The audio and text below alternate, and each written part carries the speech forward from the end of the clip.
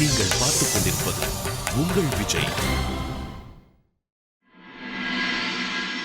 கரண் மேலதான் தப்பு இருக்கு. மாலதி சந்தேகப்பட்டதுல தப்பில்லை. வினய், நீங்களும் மாலதி மாதிரியே. கரண் சொல்றது உண்மைதான். ஒரு பொய்ய திரும்ப திரும்ப சொல்லும் போது அதுவே உண்மையா மாறிடும். மாலதி கொஞ்சம் கொஞ்சமா எல்லாரையும் கன்வின்ஸ் பண்ணாம விட மாட்டா போல இருக்கு.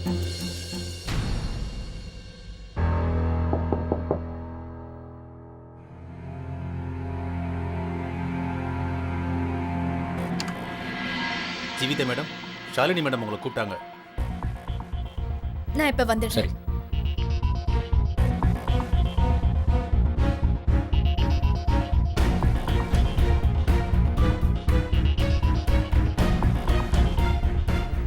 இவன் ரொம்ப மோசமான ஆளா இருப்பான் போல இருக்கு. நான் யோசிக்கணும்னு நினைக்கிறதுக்கு முன்னாடியே என்னோட எல்லா முயற்சியும் அவன் பாழாக்கிடுறான். வீட்டுல உள்ளவங்களுக்கு என்ன சொன்னாலும் பிரயோஜனமே இல்ல. எப்படியாவது கரணுக்கு எதிரா நான் ஒரு ஆதாரத்தை ரெடி பண்ணி ஆகணும். விஸ்வா, நான் சொன்ன நீ புரிஞ்சுப்பல்ல. அது விஷயம் என்னன்னா, எனக்கு தெரியும் நீ என்கிட்ட என்ன சொல்ல போறன்னு. அப்புறம் இன்னொரு விஷயத்தையும் புரிஞ்சுக்க, இதுல உன்னோட தப்பு எதுவுமே இல்ல. ஒருவேளை உன் இடத்துல வேற யாராவது இருந்திருந்தா, அப்புறம் அந்த ஜெயபால் கூட பேசுறத பாத்திருந்தா, அவங்களும் அவனை சந்தேகப்பட்டிருப்பாங்க. It's very natural, trust me. இப்போ இது எல்லாத்தையும் விட்டுட்டு நம்ம ஆல்பம் பத்தி யோசி. விஸ்வா, நம்ம ஒரு ஆல்பம் ரெக்கார்ட் பண்ண போறோம். அப்புறம் 6 பாட்டு பாட போறோம். 2 உனக்காக, 2 எனக்காக, அப்புறம் 2 டூயட். அதுல 2 லவ் சாங்ஸ், 2 சேட் சாங்ஸ், அப்புறம் 2 குத்துப்பாட்டு. என்ன சொல்ற? விஸ்வா, உனக்கு எப்படி புரிய வைக்கிறது? கரண் நீ நினைக்கிற மாதிரி இல்ல. பரவாயில்லையே, அதுக்குள்ள போயிட்டு வந்துட்டீங்களா அண்ணி? வாவ், என்ன விஷயம்? நிறைய ஷாப்பிங் பண்ணிருக்கீங்க போல இருக்கு. எல்லாருக்கும் ட்ரெஸ் வாங்கணும்ல. உங்க தீபக் மாமாவோட பொண்ணுக்கு கல்யாணம். வெயிட் வெயிட் வெயிட் வெயிட் இரு. இது வினய் விஸ்வாவோட ட்ரெஸ்ஸஸ், அப்புறம் கரனுக்கு. தேங்க்யூ மா. வசந்தி, இந்த சாரி உனக்கு. தேங்க்யூ. வெல்கம். காஞ்சனா, இது உனக்கு. அண்ணி, இந்த புடவை ரொம்ப நல்லா இருக்கு. தேங்க்யூ சோ மச் அண்ணி. வெல்கம். அட காஞ்சனா, பொண்ணோட புடவையும் ரொம்ப நல்லா இருக்கு. நல்லாதான் இருக்குக்கா. ஆனா அண்ணி, இதே மாதிரி டிசைன்ல இருக்கிற சாரி என்கிட்ட 2 இருக்கு. அதுவும் அலமாரியில தூங்கிட்டு இருக்கு. நானும் பண்றேன். என் சாரீஸோட ஷாப்பிங்க நானே பண்ணிக்கிறேன். ஓகேவா? எனக்கு தெரியும் நீ எப்படி ஷாப்பிங் பண்ணுவேன்னு. அதான் அந்த பளபளன்னு ஃபிலிம் ஸ்டைல் பாலிவுட் ஹீரோயின்ஸ் எல்லாம் போட்டுக்குவாங்களே. காஞ்சனா, நாம கல்யாணத்துக்கு போயிட்டு இருக்கோம், ஃபிலிம் பார்ட்டிக்கு இல்ல. அதுக்கப்புறம் உன்னோட இஷ்டம். ஜீவிதா, வா, அப்பா கிட்ட ட்ரெஸ் கொடுத்துட்டு வரலாம்.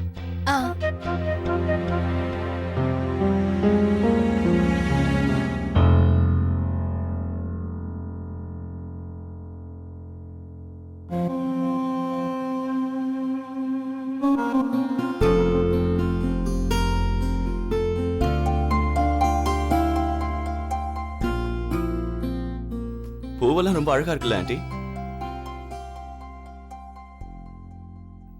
எனக்கு தெரியும் ஆண்டி, அம்மா தப்பு தான் பண்ணிருக்காங்க. எல்லாரும் முன்னாடியும் அம்மா உங்களை அப்படி சொல்லியிருக்கவே கூடாது ஆண்டி. ஒருவேளை உங்க டேஸ்ட் அவங்க டேஸ்ட்டை விட வித்தியாசமா இருந்துச்சுன்னா அதுல என்ன தப்பு இருக்கு? ஆனா அம்மா சார்பா நான் இப்போ உங்ககிட்ட மன்னிப்பு கேட்டுக்கிறேன். எல்லாருக்குமே தனித்தனி சாய்ஸஸ் இருக்கும். அது மட்டும் இல்ல, நாம நினைச்ச மாதிரி ட்ரெஸ் பண்ணிக்கிறதுக்கு நமக்கு முழு உரிமை இருக்கு. அம்மா அப்படி சொல்லியும் நீங்க அவங்கள ஒரு வார்த்தை கூட எதிர்த்து பேசல. ஏன்னா அம்மா உங்களோட பெரியவங்க. அது மட்டும் இல்ல, அவங்க மேல நீங்க நிறைய மரியாதை வச்சிருக்கீங்க. நான் கூட உங்களை மாதிரியே தான் இருந்தேன் ஆண்டி. பெரியவங்களுக்கு நான் நிறைய மரியாதை கொடுப்பேன். அவங்க என்ன சொன்னாலும் அதுபடியே கேட்டு நான் நடந்துக்க முயற்சி பண்ணுவேன். அவங்கள எதிர்த்து நான் பேசவே மாட்டேன். அப்புறம் ரொம்ப நாள் கழிச்சு தான் எனக்கு ஒரு விஷயம் புரிஞ்சுது. நான் பேசாம இருக்கிறத அவங்க என்னோட பலகீனம்னு நினைச்சிட்டாங்க. அவங்க சொல்ற எல்லா விஷயத்துக்கும் நான் ஆமா சாமி போட்டுக்கிட்டே இருக்கணும்னு நினைக்கிறாங்க. அது மட்டும் இல்ல, எனக்குன்னு செல்ஃப் ரெஸ்பெக்டே இல்லைன்னு அவங்களுக்கு தோணிருக்கு போல இருக்கு. அதுக்கப்புறம் தான் ஆண்டி என்னோட மௌனத்தை உடைச்சு ஓப்பனா நான் பேசவே ஆரம்பிச்சேன். அதனால என்னாச்சு தெரியுமா? எனக்குன்னு ஒரு தனி அங்கீகாரம் கிடைக்க ஆரம்பிச்சது. வேற வழியே இல்லை. இந்த உலகம் அப்படிதான் இருக்கு. அதே மாதிரி நீங்களும் யாருன்னு உங்களை காட்டிக்க வேண்டிய அவசியம் இருக்கு ஆண்டி. மனசுல இருக்கிறத வெளியே சொன்னாதான் உங்களோட பாரம் குறையும். உள்ளே வச்சிருக்கிறது ஆபத்து.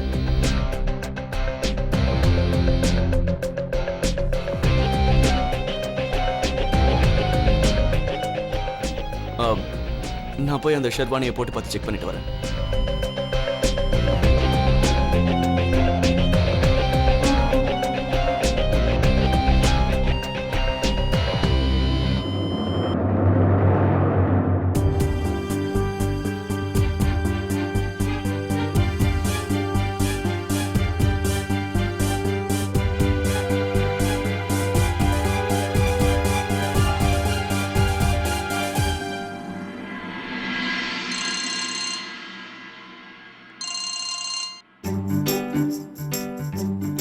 ஹலோ மலதேக்கா, உங்களுக்கு தெரியுமா உங்களோட பெரிய போன்ல வந்ததும் என்னோட மூஞ்சி 1000 வாட்ஸ் பல்பு மாதிரி பிரகாசமாயிடும்.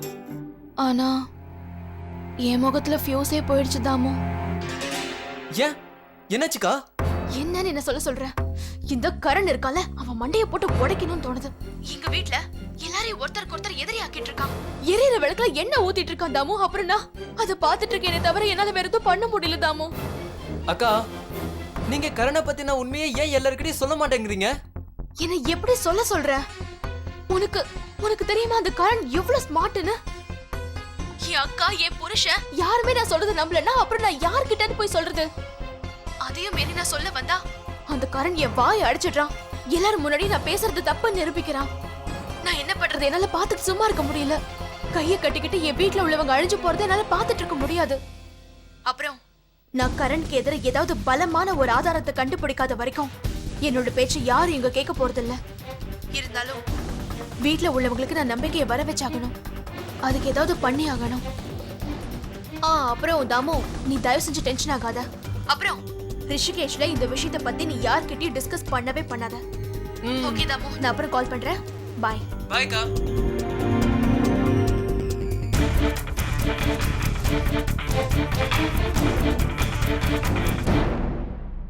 தாமு, யார்கிட்ட இந்த போனு? போன் அது மாலதி அக்கா கிட்ட இருந்து பாட்டி. மாலதியா? ஏன் அவ என்கிட்ட பேசாம போனை வச்சுட்டா? பாட்டி, அது என்னன்னா மாலதி அக்கா ரொம்ப அர்ஜென்ட்டா வேலையில இருந்தாங்க. லஞ்ச் டைம் ஆயிடுச்சுல. அப்புறம் உங்களுக்கு தெரியும்ல, மாலதி அக்காவோட மாமியார் வீட்டுல சாப்பிட்றது, குளிக்கிறது, முழிக்கிறது, தூங்குறது, வர்றது போறது எல்லாமே கடிகாரத்தோட முள்ள பத்து தான் நடப்பாங்கன்னு. அதனால அவங்க உங்களுக்கு அப்புறமா ஃபோன் பண்ணுவாங்க பாட்டி.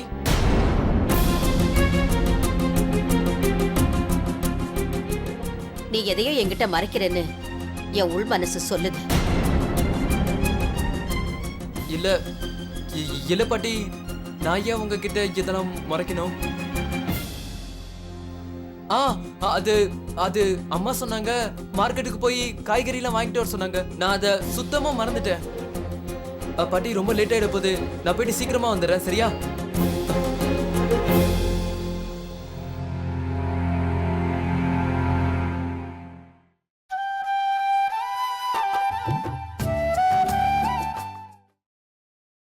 நீங்கள் பார்த்துக் கொண்டிருப்பது உங்கள் விஜய். மாமா, நீங்க கலக்கிட்டீங்க. லஞ்ச் சாப்பிட ரொம்ப பிரமாதமா கிளம்பிட்டீங்களே. அட இல்ல கரண், ஒரு கேஸ் விஷயமா வெளியில போகணும். அதனாலதான் அவசரமா கிளம்பிக்கிட்டு இருக்கேன்.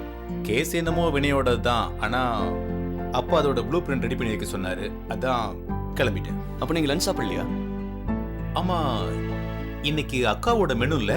ஆமா மாமா. அப்படின்னா இன்னைக்கு சாப்பாடு பிரமாதமா இருக்கும். ஆனா நேரம் இல்லையே. எனக்கு லேட் ஆகுது, அதனால லஞ்சை விட்டுற வேண்டியதுதான். இது கொஞ்சம் கூட சரியில்லை. வினயோட கேஸ்னா அவன் தானே போயாகணும். நீங்க எதுக்கு போகணும்? கரண், எங்க வீட்டுல அப்படியெல்லாம் ஒண்ணும் இல்ல. கேஸ் வினையோடதா இருந்தாலும் சரி, என்னோடதுனாலும் சரி, அப்பாவோடதுனாலும் சரி, எல்லாரும் ஒன்னா ஷேர் பண்ணி ஒர்க் பண்ணுவோம். இதுக்கு மேல நான் சொல்றதுக்கு என்ன இருக்கு? நீங்க தாத்தா சொல்றதை கேக்குறீங்க. அது நல்ல விஷயம்தான். தாத்தா சொன்னதா? நீ என்ன சொல்ற? எதை பத்தி பேசுற? அது ஒண்ணும் இல்ல மாமா. இத பாரு கரண், நான் பண்றது வக்கீல் வேலை. இதை மட்டும் புரிஞ்சுக்கிட்டேன். நீ என்கிட்ட ஏதோ சொல்ல வந்த, ஆனா எதையோ யோசிச்சு இப்ப மறைக்க பாக்குற. தைரியமா சொல்லு. என்ன? நீங்க இவ்வளவு தூரம் கேட்கறதால நான் சொல்றேன். ஆனா நானும் அதே மாதிரி தான் யோசிக்கிறேன்னு நீங்க நினைக்காதீங்க. இல்ல சொல்லு. தாத்தா போன்ல பேசிட்டு இருக்கும்போது கேட்டேன். அவர் யார்கிட்டயோ வினய் தான் சாம்பியன் லாயர்னு சொல்லிட்டு இருந்தாரு. வினயோட இடத்த நீங்க பிடிக்கணும்னா அதுக்கு இன்னும் டைம் ஆகும்னு சொன்னாரு.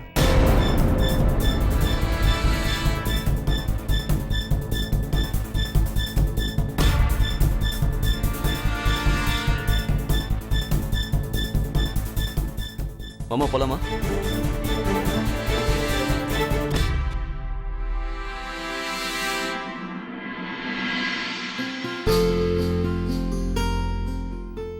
அப்பா கேஸுக்கு டைம் ஆயிடுச்சு, டிராஃபிக்கா இருக்கும், நான் கிளம்புறேன். மாமா சாப்பாடு சாப்பிட்டு போங்க, அம்மாவோட ப்ரிப்பரேஷன்ல. ஆமாப்பா, வந்து சாப்பிடு. எப்படி இன்னும் கொஞ்ச நேரத்துல டிராஃபிக் கம்மியாயிடும். அப்ப நேரத்துக்கு போய் சேர்ந்துடலாம். சரிப்பா.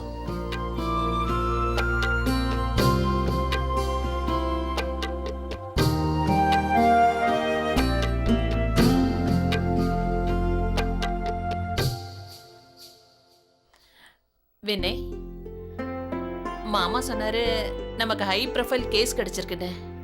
ஆமாம்மா, கபூர் கேஸ் முடிஞ்சதுக்கப்புறம் சக்தி பில்டர்ஸை பார்க்கலான் இருக்கோம். அவங்க ரொம்ப பிரபலமான பில்டர்ஸ். இன்ஃபேக்ட் சொல்லணும்னா சித்தப்பா கூட அவங்கள பற்றி நல்லா தெரியும். அப்படின்னா இந்த கேஸை வாதாட போறது சுந்தர் தானா? இல்லம்மா வசந்தி,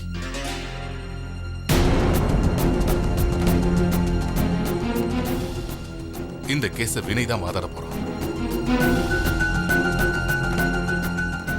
வினய்க்கு நிறைய கேஸ்ல பிரஷர் இருக்கு. ஆனா இந்த கேஸ்ல சுந்தர் வினய்க்கு உதவி பண்ணுவான்.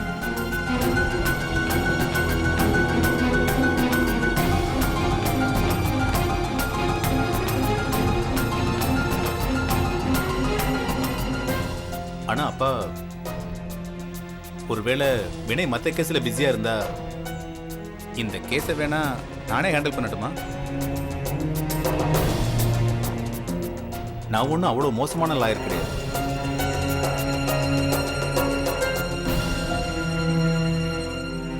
இதுல நல்லது கெட்டதுன்னு எதுவுமே இல்லப்பா, அனுபவத்தை பொறுத்து இருக்கு. வினய் கன்ஸ்ட்ரக்ஷன்ஸ் கேஸை நிறைய ஹேண்டில் பண்ணிருக்கான். அப்புறம் இந்த கேஸ்ல எந்த ரிஸ்க் எடுக்க நான் விருப்பப்படல.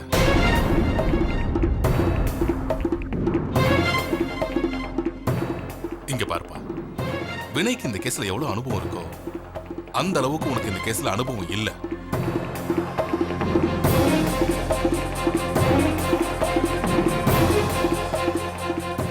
அப்படின்னா இதுக்கு யாருப்பா பொறுப்பு? லா டிகிரி முடிஞ்சதுக்கு அப்புறம் கூட 15 வருஷம் உங்க ஆபீஸ்ல என்ன சும்மா உட்கார வச்சு கிளர்க் வேலை பார்க்க வச்சீங்க.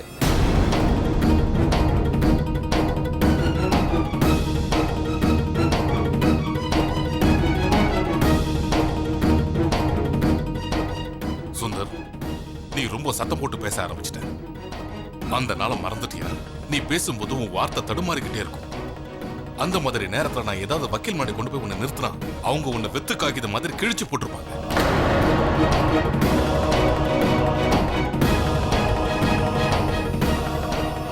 நீ எதுக்கு லாய்க்கோ அததான் நீ பண்ணிக்கிட்டு இருந்த.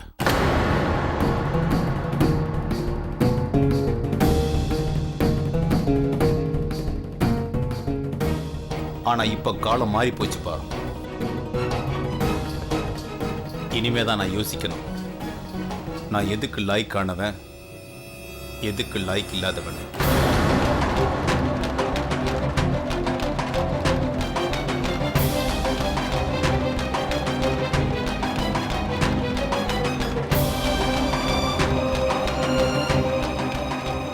இது வெறும் ஆரம்பம் தான் மாலத்து. நான் மூட்டுற தீயால இந்த குடும்பம் எப்படி அழிய போகுதுன்னு பார்த்துக்கிட்டேன்.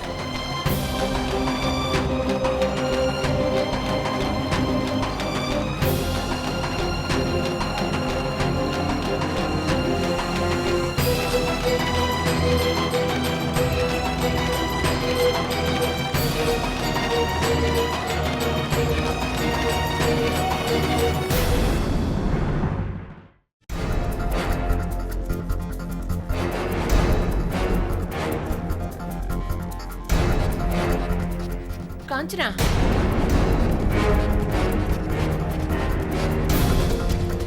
இந்த வீட்டுல என்ன நடக்குதுன்னு எனக்கு ஒண்ணும் புரியல.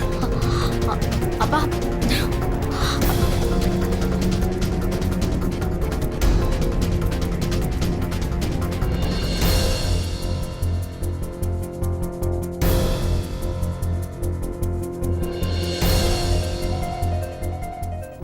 கீதா, நான் சித்தப்பாவை பார்த்துட்டு வந்துடுறேன்.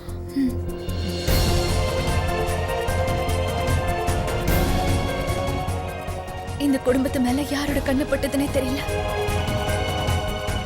தினமும் ஏதாவது ஒரு பிரச்சனை நடக்குது.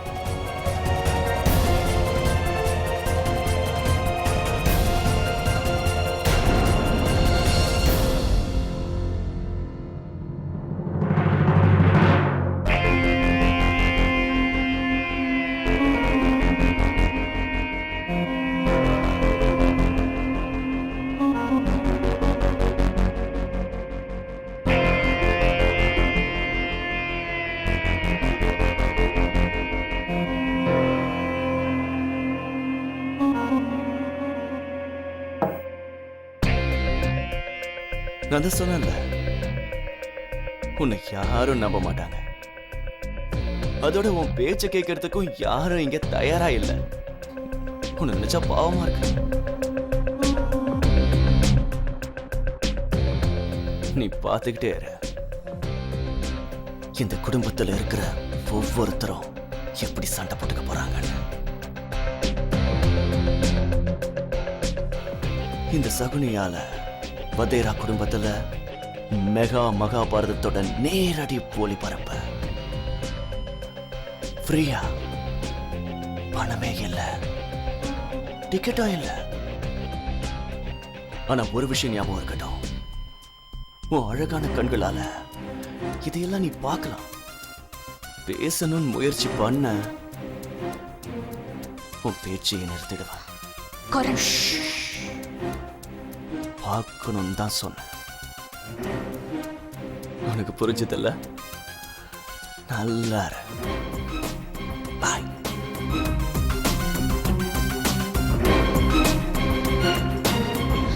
கரண்,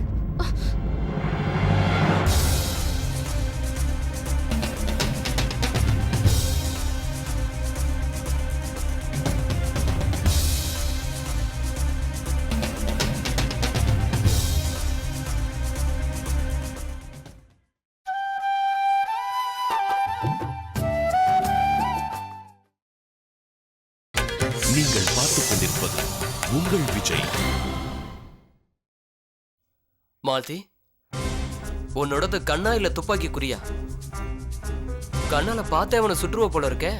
என்கிட்ட மட்டும் துப்பாக்கி இருந்தா அவனை இப்பவே சுட்டிருப்பேன். என்னாச்சு? சரி, ஓகே, அவனை சுற்று. இங்க பாரு என்ன கொண்டு வந்திருக்கேன்னு. 2 பேரும் ஜோடியா சேர்ந்து கலக்கிட்டாங்க. உனக்கு ஒன்று தெரியுமா? கடைசியா 2 பேரும் சேர்ந்து சாக்ரிஃபைஸ் பண்ணலாம். அதை நினைச்சு மக்கள் நம்மள புகழ்ந்து தள்ளுறது மட்டும் இல்லாம பெருமையாவும் நினைக்கிறாங்க. எப்படியோ அதோட கிரெடிட் எனக்கு தான் வந்தாகணும். ஏன்னா செகண்ட் ரன்னருக்கு டிராஃபி கொடுக்குற ஐடியாவை நான் தானே கொடுத்தேன். What an idea Malathi ma'am. எல்லா கிரெடிட்டும் உங்களுக்கு தான் போய் சேரும். ஏன்னா நான் சும்மா அப்படி ஓரமா தான் நின்னேன். விஸ்வா, இந்த குழந்தைத்தனமா நடந்துக்கிறத விட சின்ன பசங்க மாதிரி மூஞ்சி தூக்கி வச்சுக்கிட்டு இப்ப நீ பெரிய பையன் ஆயிட்ட. சரி, ஓகே, மூடுக்கு வரலாம். இன்னைக்கு படம் பார்க்க போலாமா? இல்ல விஸ்வா, எனக்கு மூடு சரியில்லை, நாளைக்கு போலாம். இன்னைக்கு நாளைக்கு எல்லாம் சொல்லக்கூடாது. இன்னைக்கே போறோம்.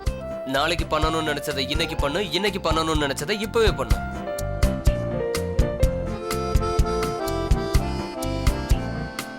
சரி, ஓகே. அப்ப நான் ஈவினிங் ஷோக்கு டிக்கெட் வாங்கிட்டு வா. Okay, ready.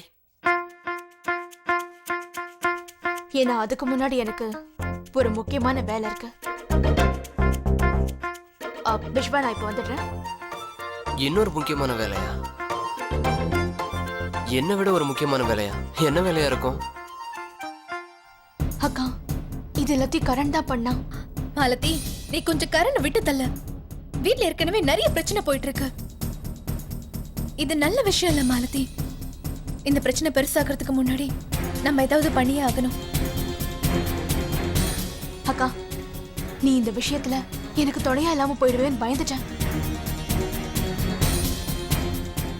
இந்த வீட்டை சந்தோஷப்படுத்தக்கூடிய எந்த விஷயமா இருந்தாலும் நான் நிச்சயமா உனக்கு அதுல துணையா இருப்பேன் மாலதி. ஆனா அக்கா, இப்ப நம்ம என்ன பண்ண போறோம்? அதுக்கான ஐடியாவை நான் உனக்கு கொடுக்கறேன். அதுக்கு நீ கொஞ்சம் காத்துற.